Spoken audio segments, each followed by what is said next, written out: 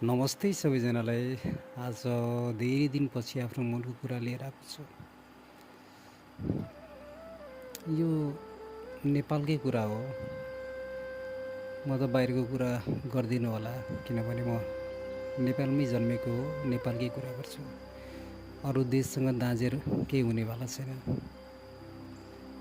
देशकै कुरा गर्नुपर्दा अहिले देशको स्थिति भयावह डामाडोल चलिरहेछ।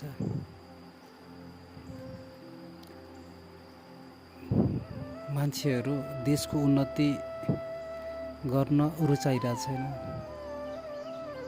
कसैमा सोचै छैन त्यस्तो। कसैमा मतलब इभन ठुलो ठुलो पद भएको मान्छेहरू, चाहे सरकारी होस् चाहे निजीगत होस्, सबैमा स्वार्थ छ क्या।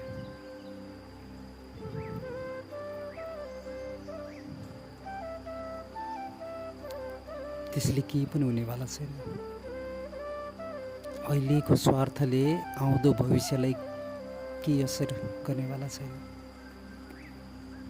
यदि हामीले चाहिँ अहिले राम्रो गरिदिएछ, पछिको भविष्य चाहिँ उनीहरूको लागि राम्रो हो। आउँदो पुस्तालाई राम्रो गर्नु भनेको अहिले हो।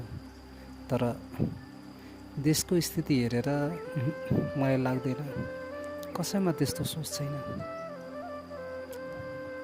No one have. जति ठुलो मान्छे छ नेपालको, जिरो, मेरो अगाडि जिरो हो। तिनीहरू सोच्नेमा जिरो।